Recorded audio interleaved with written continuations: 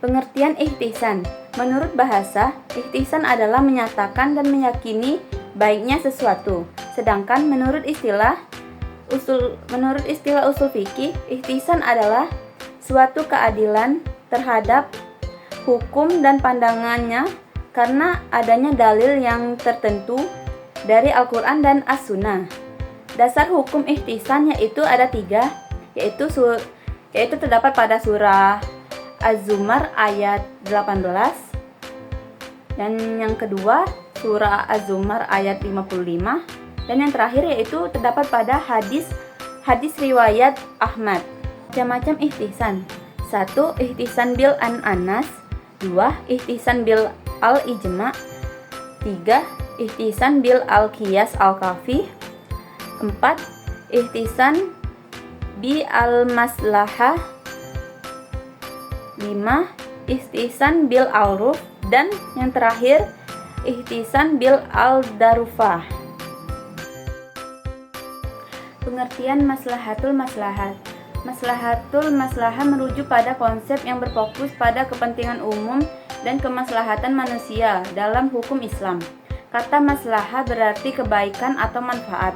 Dan dalam konteks syariah, maslahah adalah segala sesuatu yang membawa manfaat dan mencegah bahaya atau rusaknya bagi umat manusia.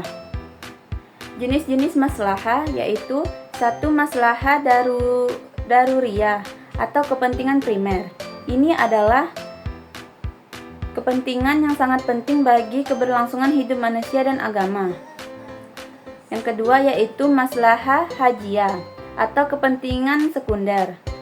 Ini adalah kepentingan yang tidak bersifat mendesak tetapi sangat membantu untuk meringankan beban hidup dan memperlancar aktivitas sehari-hari. Misalnya, aturan yang memudahkan dalam perdagangan atau perjalanan. Dan yang ketiga yaitu maslahah saniyah atau kepentingan tersier. Ini adalah kepentingan yang bersifat melengkapi dan menyempurnakan kehidupan, seperti etika, sopan santun, dan hal-hal yang menambah kenyamanan hidup.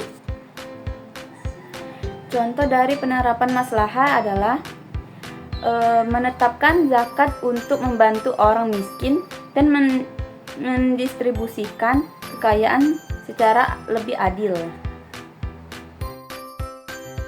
Pengertian syadu zariyah. Syadu zariyah merupakan sebuah konsep dalam hukum Islam yang berarti menutup jalan atau mencegah sarana. Prinsip ini digunakan untuk melarang tindakan yang secara langsung mungkin tidak terlarang, tetapi dapat mengarah pada sesuatu yang dilarang atau merugikan. Ini adalah tindakan preventif untuk menghindari kerusakan atau dosa dengan menghentikan hal-hal yang bisa menjadi penyebabnya. Contoh penerapan syadu zariyah pada kehidupan sehari-hari yaitu interaksi pria dan wanita non-mahram yang bukan mahram tanpa pembatasan.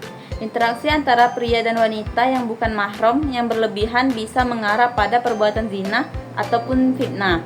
Oleh karena itu, Islam mengatur adab dalam interaksi tersebut untuk mencegah hal-hal yang tidak diinginkan. Selanjutnya adalah prinsip dan dasar hukum.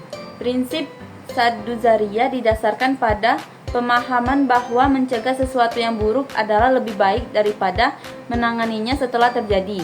Dalam Al-Quran dan Sunnah terdapat banyak indikasi yang mendukung konsep ini. Seperti firman Allah dalam surah Al-Baqarah, surah kedua ayat 195, dan janganlah kamu menjatuhkan dirimu ke dalam kebinasaan.